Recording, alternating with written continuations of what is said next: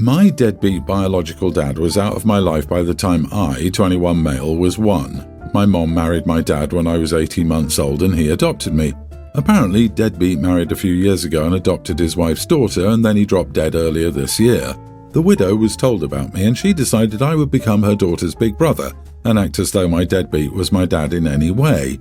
She went through a whole ordeal to find me and started reaching out to me on Facebook. When I blocked her there, she found another social media platform and I also blocked her there. Then she tried to get my mom to talk to me and my younger siblings, and most of my siblings are minors.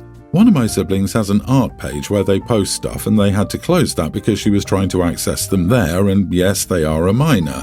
I have zero interest or desire to meet this child or this woman. I'm sad for a kid who lost the only dad they knew, as someone who was chosen and adopted by my dad and would be inconsolable if I lost him. This child and I have no reason to have contact. This woman will not stop saying I need to have a relationship with her child though. I ended up unblocking my deadbeat's widow. I sent a message back that if she didn't stop, I would consult with an attorney and have a cease and desist sent to her, and that I would escalate things more if she didn't leave me alone. She responded that I should have some compassion for her daughter and that threatening her with legal action is wrong given their recent loss. Am I the idiot? Not the idiot. You have no obligation to this woman or this child to whom you are not biologically related. I think this woman has some as yet unclear motive. Who decides their kid needs to have a relationship with some random person they've never met? Double check your deadbeat did legally marry this woman and adopt her daughter. If he didn't, you might be the default next of kin for his estate. At the very least, you probably have grounds to get some of it, which is why she'd want you emotionally invested in the kid, so she can guilt you into taking less than your share. I was thinking the same thing. Might need to get a lawyer to look into the father's probate, will, etc. It could be that Pops there had remorse and included his child in the will, which could get messy due to new marriage and adoption. Still, wills may trump all of that depending on the location where it's executed. OP, that person has been gone for 2 decades. Whatever he did later on in his life was his life, not yours. You do not need to do anything for another child that he had. This lady is grasping for anything and is being very creepy about it and harassing you and your family through this. She needs help. You did the right thing, and if she continues, absolutely do the cease and desist. Update: I've been thinking about her motive too, but I don't know what it would be. The only thing I can think of is maybe, and this is a huge maybe, some of Deadbeat's family feels bad or something and wrote me into their will or whatever, and she wants it for her daughter. But even then, I really doubt that, because why would they? I don't know these people at all. I've already found an attorney who can see me whenever. The next time one of us gets a message from her, I will reach back out and have the letter sent. My parents are even offering to pay for it. My 25 female best friend Jen, 24 female, has been dating her girlfriend Alexandra, 28, for around 6 months. Jen's been asking me to come over to Alex's house for dinner with my husband James, 29. She wants us and her girlfriend to get along better and hasn't let go of this dinner idea. We have a toddler, so it took us a while until we were able to manage, but we did accept. Alexandra is a bit different from us. For instance, she comes from generational wealth, knows her way around art, is arrogant, etc. However, since she makes Jen exceptionally happy, I don't really care. It still sometimes shows that she has had a very different background. Alexandra's house was huge. James and I were looking at sculptures, paintings, etc. I wanted to be friendly, so I asked Alexandra about this painting that she had. She went on to explain who painted it, what it meant, how she bought it, etc. James asked her how much it cost her, and she said it was around $140,000. My eyeballs probably got out of my head because you could easily buy a house with that money. I was so surprised that I said, "Holy heck, you paid that much for this thing?" Alexandra did not appreciate that and said art didn't really have a price and stuff like that. During dinner, I made another one of these comments when I realized the cutlery used at our table was all silver. I was like, it's heavier, uncomfortable, and they cost God knows what.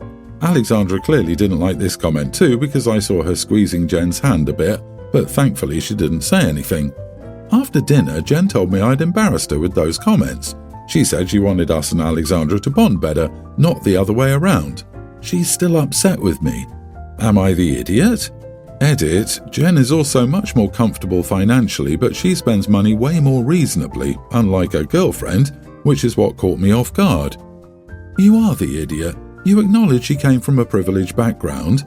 Your husband asked a very rude question about how much a piece cost. Then you said what you did. You two combined were totally a couple of idiot guests. Way to go to support your friend. The cutlery comment is what really gets me. Maybe you can say the painting was a reaction out of genuine surprise, but sitting down and criticizing the silverware of your host is ridiculous. You don't come into people's homes and make rude remarks about the stuff they have. Doing it once could be a mistake because you were surprised, but doing it again shows you're rude. People have different amounts of money and spend their money differently. That is just life. You say Alexandra is arrogant, but honestly, you come across as more arrogant, judging her and subtly, or not so subtly, shaming her on how she spends her money in her home when she's been kind to invite you there. Caught that too, right? Not once did Alexandra come off as arrogant. I knew OP was projecting from sentence 1. Lady, you're rude. Plain and simple. It's like you're feral. Do you also ask acquaintances how much they weigh or their salary? Did your parents ever teach you, if you have nothing nice to say, don't say anything at all? Seriously, no home training or basic manners. Nothing.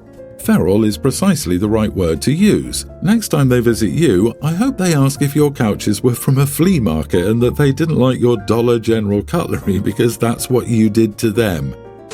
My ex and I were together for 9 years, and we had a son who was a toddler when I learned my ex got another woman pregnant. I filed for divorce immediately and he moved in with his other woman. Right after the birth of my ex's daughter, the other woman disappeared off the face of the earth. My ex's sister told me that the other woman hadn't wanted a baby, and it was suspected she moved back to the UK, where she was originally from, but none of them knew for sure. Ex and I have equal parenting time with our son. We're supposed to split the cost of things, but I usually pay more because he's unable to provide everything. The judge ruled no child support because we technically make the same. It's just he has an extra mouth to feed. Our son is now a pre-tween and my ex's daughter is a kindergartner. My ex has expressed concerns a few times about how much more our son has. Our son wanted to do extracurricular activities, so I paid for those. I also make sure he has all he needs for school, while my ex struggles to provide for his daughter the way our son is provided for. Ex wanted us to work together so both kids can be equally looked after, and I told ex it's not my job to ensure his daughter is provided for. I told him he has 2 kids to provide for while I have 1, and that's his fault, not mine. He argued that I should be thinking of the innocent kids when I made this decision, and I said no. Ex raised even more concerns after the kids returned to school. His daughter went to elementary school for the first time. His daughter had fewer school supplies than our son, and he said I didn't send them to his house. Son kept them on him since he was with me the first day of school. He said his daughter noticed her brother had cooler stuff and was upset. He also said his daughter had to dip into some class supplies while our son had more than enough. He mentioned their school bags being of a very different quality, etc. And he said this is going to make his daughter's life much harder in the future because she won't understand why. I didn't care about his concerns and reminded him again that I was not responsible for his daughter in any way. He went off on me and said I was being a crappy person dismissing his concerns, and he said we're meant to work these things out together. Am I the idiot? Not the idiot. Man has 1 family, screws around, and now he has 2 kids and wants his first wife to deprive their son or what? Give his affair baby child support? Heck no. I feel bad for the girl. She deserves better parents. The money your ex isn't contributing to your son should be spent on his daughter instead. It sounds like he could afford to provide the same things for his daughter you're providing for your son. He's just not doing it. I also don't believe a kindergartner noticed a difference between book bags unless the dad bought the cheapest one. It sounds like OP doesn't even ask him to split the cost of her son's supplies. He wants to offload the extra labour of shopping for stuff onto her. Can't we work something out? Is really, can't you do the mom work and buy stuff for both kids so I don't have to? There's a straightforward solution here. He can find the mom and make her pay child support. He can get a second job. He can ask his family for money. He can sell some possessions. He can dip into his retirement money.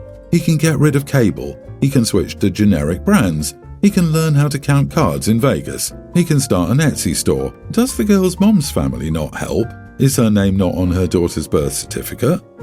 I honestly don't know. She might not be because she took off almost immediately after the little girl was born. If she's from the UK, they might not know the girl, her daughter, exists, since it sounds like she's just gone with no way to contact her. I think there might be some embarrassment.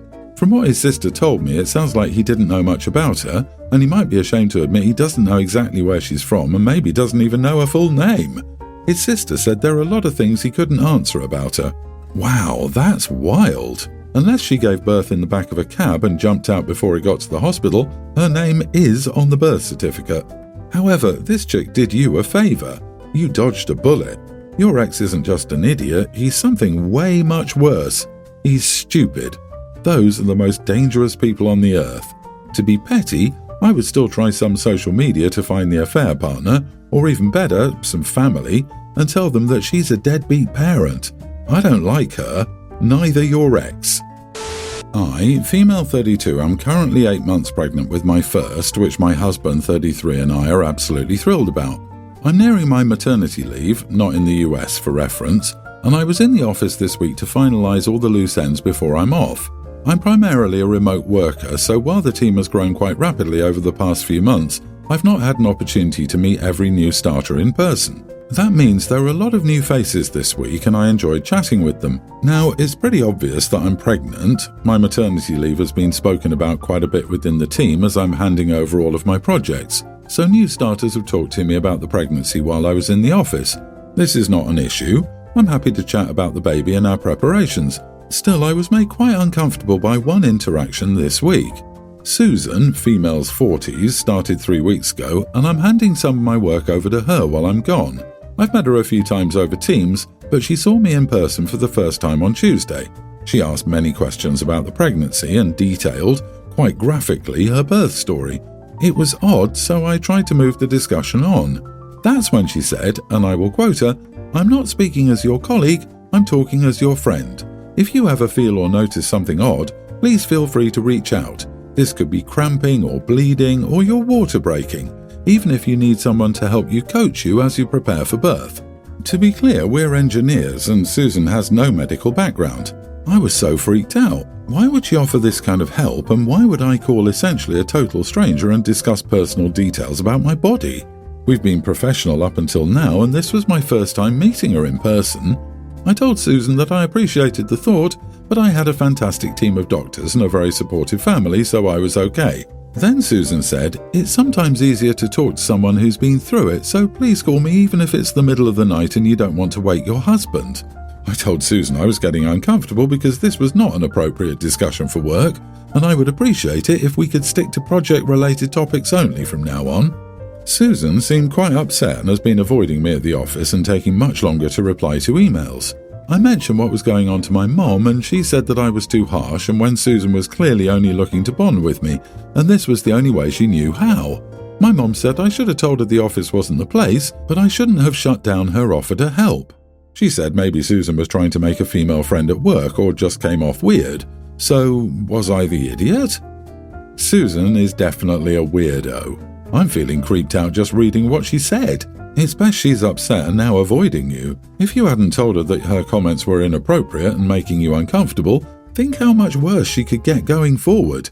If that's how Susan meets a work colleague for the first time, consider what she'd be like after a few weeks.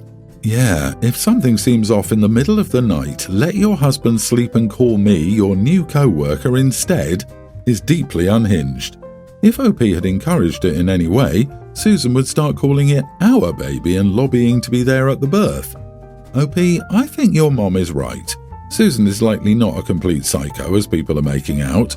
She probably wanted to make friends, had a difficult pregnancy herself, and thought she was being helpful. She came off a bit weird, but it doesn't seem malicious. Some people are just terribly socially unaware. You could have taken the road of being grateful for having another person in your corner and moved on. You didn't and created an awkward relationship and work environment. Disagree. There are more classy ways to bond without being intrusive. In fact, I'd mention it to your supervisor anyway, since Susan sounds like someone who might tell others that you are unfriendly, unkind, or bullying her. And remember, she made this awkward, not you. Don't let anyone tell you that you made things uncomfortable by asking her not to share her birth stories or offer medical advice.